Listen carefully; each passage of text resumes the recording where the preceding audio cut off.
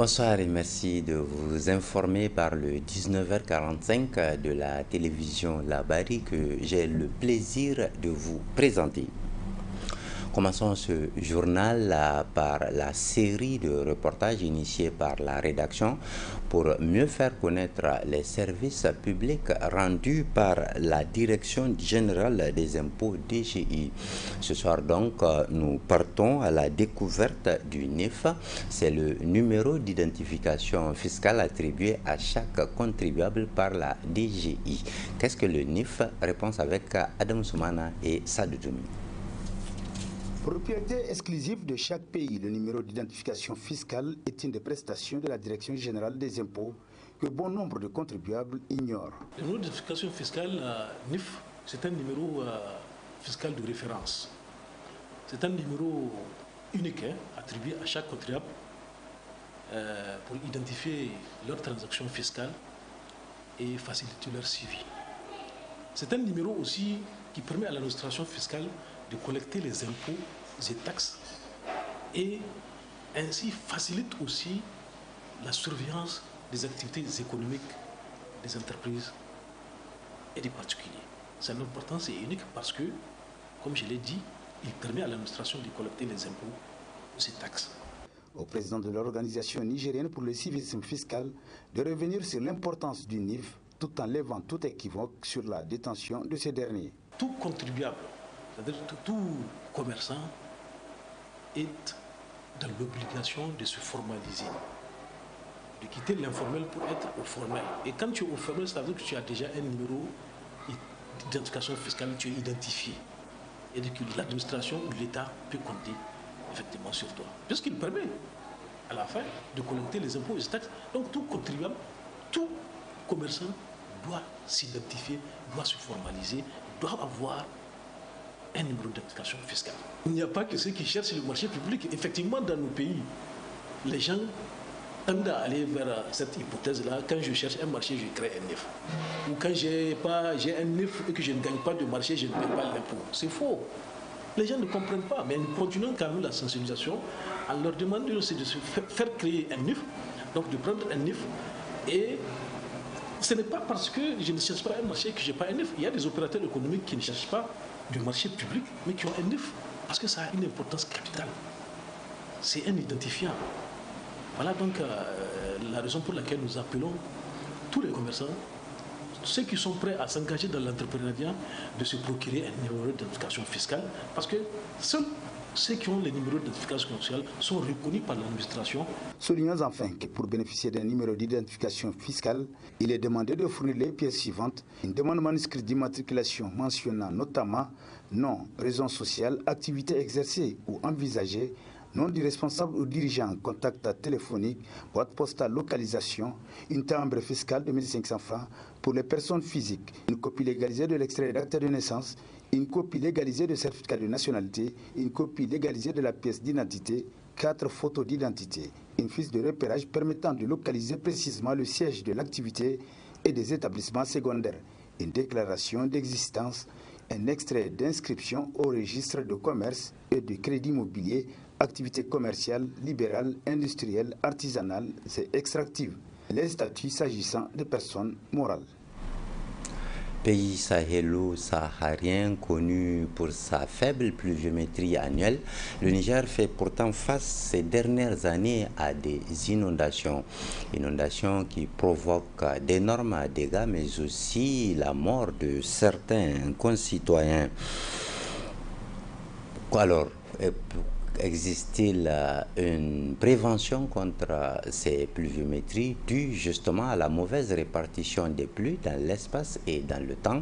C'est la question que nous avons posée à l'expert consultant international Ahmed Abdou Moulay, que je vous invite à suivre.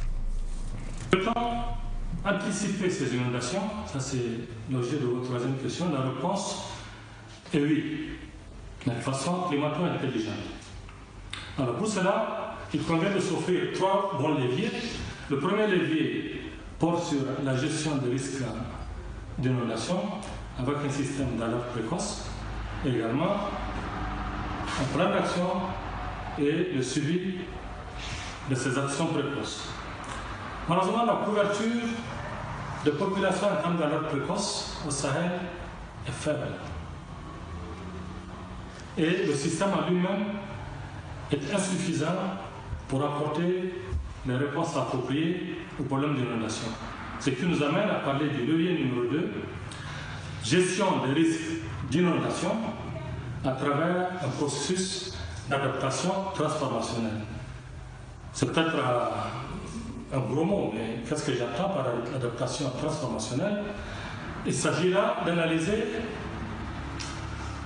les relations de cause à effet, c'est l'approche en DEC, l'analyse des modalités de cause à effet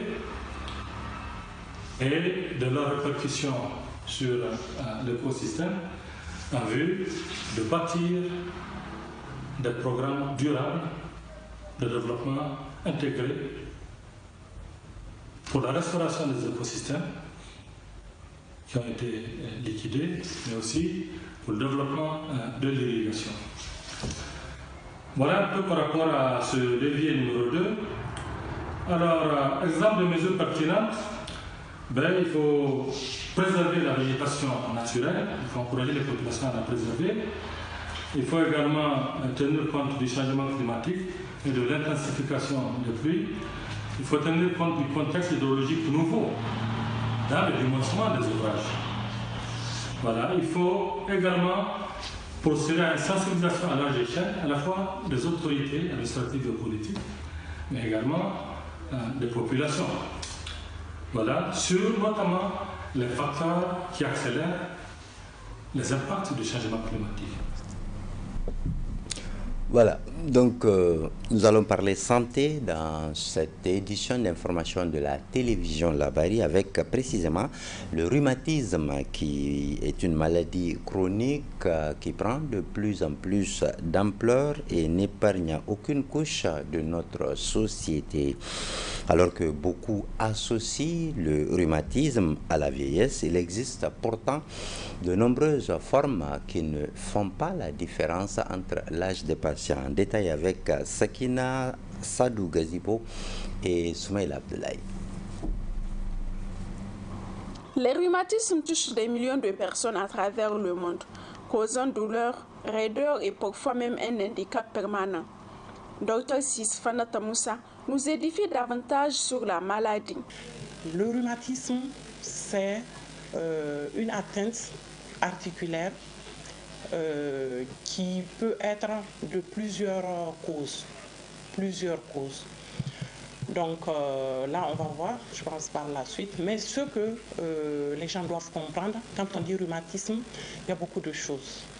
Ça peut être une atteinte articulaire qui est dégénérative, ça peut être une atteinte articulaire qui est inflammatoire. Donc, si on dit rhumatisme, il faut voir les causes. Tout ce qu'il faut retenir, c'est que c'est une atteinte des articulations et du tissu conjonctif globalement. Le rhumatisme a plusieurs causes, si on peut dire, il y en a plusieurs types. Donc, on va aller en fonction des types. Donc, il y a le rhumatisme qui a une cause dégénérative, comme l'arthrose par exemple. On a les rhumatismes qui sont inflammatoires. Quand on parle d'inflammatoire, il y en a, je vais parler de deux grands groupes. Les rhumatismes inflammatoires aigus, ça c'est le cas des atteintes microcristallines, comme la goutte par exemple. Il y a les rhumatismes inflammatoires chroniques, comme par exemple la polyarthrite rhumatoïde, qui est le plus fréquent de ce groupe-là. Donc il faut aussi parler dans ce groupe des arthrites juvéniles idiopathiques qui touchent les enfants. Ainsi, Dr Fanat explique les symptômes ainsi que les traitements qui sont disponibles. C'est un patient qui va venir, qui se plaint de douleurs, soit articulaires, avec ou sans gonflement, des douleurs musculaires, qui soient aiguës ou chroniques, avec ou tuméfaction, des douleurs articulaires, comme par exemple au niveau de l'épaule, dans le cadre des tendinites, Donc, ce sont surtout ces symptômes-là qui amènent les patients à consulter. On fait des traitements physiques, à part les traitements médicamenteux, c'est ça qui fait appel à la physiothérapie ou à la kinésithérapie. Pour les cas des rhumatismes, le traitement symptomatique est là, comme j'ai eu à le dire, le traitement symptomatique, les antalgiques, les anti-inflammatoires, stéroïdiens, non stéroïdiens. Et il y a le traitement de fond aussi dans les rhumatismes inflammatoires chroniques. Par exemple, dans la polyarthrite rhumatoïde, on utilise le méthotrexate qui est le traitement de base, qui est la pierre angulaire du traitement dans la polyarthrite rhumatoïde. Une malade atteinte du rhumatisme nous partage son histoire. Ça fait longtemps. Actuellement, j'ai combien d'années? Ça fait longtemps. Hein. Parfois, la maladie, c'est surtout quand on mange la viande. C'est pas goutte, mais moi, je me demande qu'est-ce qui se passe. Ou bien on a en même temps l'arthrose et la goutte. Mais la maladie s'appelle l'arthrose. Alhamdulillah, au début, je ne boitais pas. Petit à petit, quand je ne viens plus à l'hôpital, c'est en ce moment que j'ai pris la canne. Mais lorsque je suis venue, alhamdulillah, maintenant ça va. Bien que le rhumatisme soit une maladie chronique, la recherche continue d'apporter de nouveaux traitements pour améliorer sa prise en charge. Avec un diagnostic précoce et une gestion adaptée, il est possible de vivre pleinement malgré la maladie. Le projet Lafi Kibarou a organisé ce mardi matin la première édition du Forum national sur le numérique et la cohésion sociale. Un forum qui a discuté des menaces numériques émergentes et financé par Search for Common Ground. Détail avec Asma Ousseidou et Soumaïla Abdoulaye. Menaces numériques émergentes, c'est le thème retenu pour le présent Forum national sur le numérique et la cohésion sociale organisé par le projet Lafi Kibarou, un projet qui œuvre pour un accès à une information fiable et pour la promotion de la cohésion sociale au Sahel. Ce forum les a donné l'opportunité de discuter, de réfléchir, d'échanger, de partager des expériences sur les menaces qu'on pourrait constater aujourd'hui et demain en lien avec le numérique et la paix. Les recommandations ici de ces forums nous permettent de discuter avec les autorités pour que les décisions idoines soient prises et que l'impact qu'on pourrait avoir en lien avec la paix et la cohésion sociale soit réduit. Notre mission est de transformer la manière dont le monde gère les conflits en écartant l'approche de confrontation et en privilégiant la recherche de solutions par la collaboration. Un thème très crucial dans le contexte actuel du Sahel, où des contenus faux et non vérifiés peuvent être des facteurs déclencheurs des conflits, menaçant ainsi le maintien de la paix et de la cohésion sociale en cette ère de technologie numérique en évolution rapide et où les médias sociaux jouent un rôle de plus en plus important dans notre vie quotidienne. Ces conséquences peuvent être lourdement impactées. L'entente avec les déplacés, internes et réfugiés que l'on retrouve un peu partout. Il est impératif que nous examinions attentivement les défis auxquels nous sommes confrontés dans cette consolidation de la paix et de la cohésion sociale dans l'espace numérique. Les nouvelles tendances numériques peuvent être un grand atout pour le bien-être, la culture, l'amélioration des connaissances, l'amélioration de l'espace économique, le développement en facilitant la communication, le partage de bonnes informations et la mobilisation sociale. Une initiative appréciée par le ministre de la Communication, des Postes et de l'Économie numérique qui n'a d'ailleurs pas manqué de rappeler aux utilisateurs des réseaux sociaux que la désinformation n'a pas sa place dans notre pays. Notre présence au nom du gouvernement témoigne de l'importance que le gouvernement du Niger accorde à la promotion de la cohésion sociale et à l'utilisation responsable et utile du numérique comme outil de rapprochement de communautés et non un moyen de division de nos concitoyens.